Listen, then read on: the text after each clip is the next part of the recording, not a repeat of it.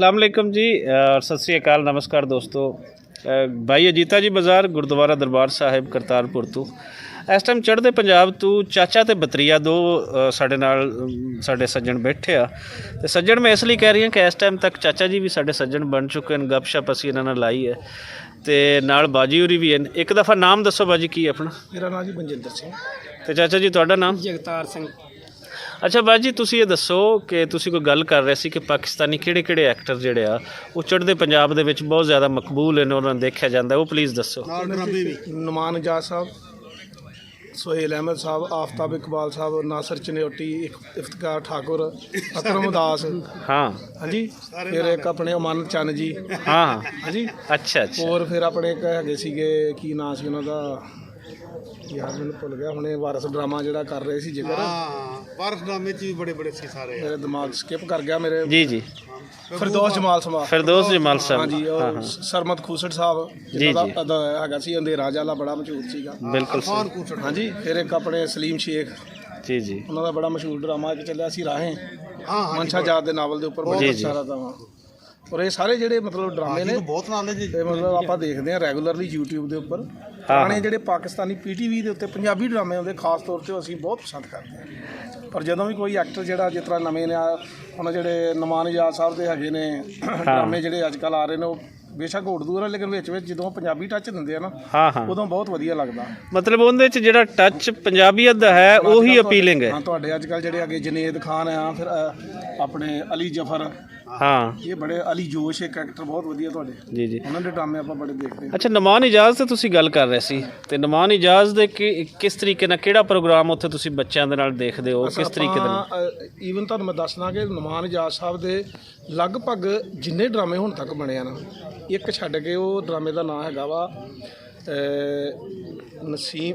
ਨਸੀਮਪੁਰ ਕਾ ਅਬਦੁੱਲਾ। ਉਹਦੀ ਸਾਨੂੰ ਨਹੀਂ YouTube ਤੇ ਮਿਲਿਆ। ਬਾਕੀ ਮੈਂ ਸਾਰੇ ਡਰਾਮੇ ਮੇਰੇ ਵੀ ਦੇਖੇ ਆ, ਮੇਰੀ ਵਾਈਫ ਨੇ ਦੇਖੇ, ਮੇਰੇ ਬੱਚਿਆਂ ਨੇ ਦੇਖੇ। ਉਹਨਾਂ ਡਰਾਮਿਆਂ 'ਚ ਮਲੰਗੀ ਆ, ਮਰਮ ਹਾਂ, ਫਿਰ ਖਾਨ ਆ, ਫਿਰ ਬਾਈ ਆ। ਬਾਈ ਡਰਾਮਾ ਬਹੁਤ ਹੀ ਪਸੰਦ ਕੀਤਾ। ਈਵਨ ਮਤਲਬ ਉਹਦੇ 'ਚ ਇਹੋ ਜਿਹੇ ਸੀਨ ਉਹਨਾਂ ਨੇ ਨਮਾਨ ਇਜਾਜ਼ ਸਾਹਿਬ ਸਾਡੇ ਅੱਖਾਂ ਦੇ ਵਿੱਚ ਅੱਥਰੂ ਆ ਜਾਂਦੇ ਜਦੋਂ ਭੈਣ ਭਰਾ ਦੇ ਦੋਵਾਂ ਦਾਨਾਂ ਦਾ। ਵਾਹ ਵਾਹ ਵਾਹ ਵਾਹ। ਹਾਂ ਹਾਂ ਬੜੇ ਉਹਨਾਂ ਦੇ ਆਪਾਂ ਇੱਕ ਪਰੀਜ਼ਾਦ ਡਰਾਮਾ ਚੱਲ ਰਿਹਾ ਸੀ। ਪਰੀਜ਼ਾਦ ਹਾਂ ਚੱਲ ਰਿਹਾ ਜੀ। ਹਾਂ ਹਾਂ ਉਹ ਦੇਖ ਰਹੇ ਆ।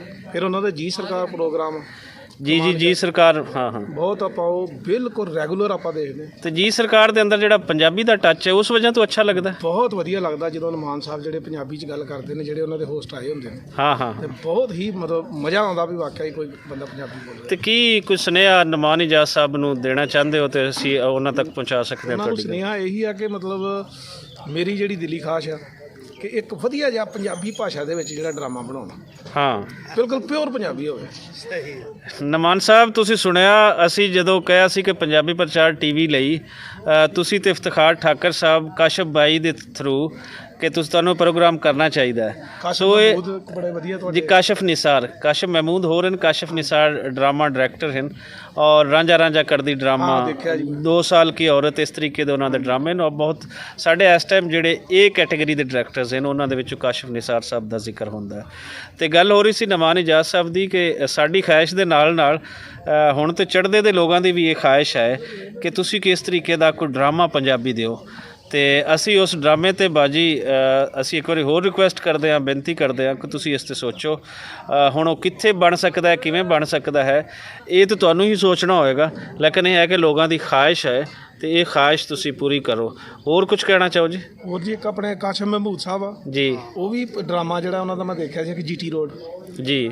ਉਹ ਬਹੁਤ ਵਧੀਆ ਡਰਾਮਾ ਸੀ। ਉਹਦੇ 'ਚ ਵੀ ਪੰਜਾਬੀ ਟੱਚ ਉਹ ਦਿੰਦੇ ਨੇ। ਮਤਲਬ ਆਪਣੇ ਜਿਹੜੇ ਜਿੰਨੇ ਵੀ ਐਕਟਰ ਆ ਉਹਦੇ ਉਸ ਡਰਾਮੇ ਦੇ ਵਿੱਚ ਉਹ ਵੀ ਪੰਜਾਬੀ ਟੱਚ ਬੜਾ ਸੋਹਣਾ ਲੱਗਦਾ। ਪਰ ਨਮਾਨ ਇਜਾਜ਼ ਸਾਹਿਬ ਤਾਂ ਕਮਾਲ ਆ ਨਾ। ਉਹਨਾਂ ਦਾ ਤਾਂ ਕੋਈ ਕਹਿ ਲਓ ਕਿ ਮਤਲਬ ਪੈਰਾਮੀਟਰ ਹੈ ਨਹੀਂ। ਮਤਲਬ ਜੇ ਤੁਸੀਂ ਮੈਨੂੰ ਕਹੋਗੇ ਕਿ ਪਾਕਿਸਤਾਨ ਦਾ ਜਿਹੜਾ ਕੋਈ ਵੀ ਐਕਟਰ ਦੱਸੋ ਕਿਹੜਾ ਵਧੀਆ ਲੱਗਦਾ ਤਾਂ ਮੇਰੇ ਦਿਮਾਗ ਦੇ ਵਿੱਚ ਉਹਦਾ ਜਿਹੜਾ ਪੈਰਾਮੀਟਰ ਉਹ ਨਮਾਨ ਇਜਾਜ਼ ਆ। ਉਹ ਨਮਾਨ ਇਜਾਜ਼ ਸਾਹਿਬ ਆਉਣ ਬਹੁਤ ਵਧੀਆ ਐਕਟਰ ਨੇ।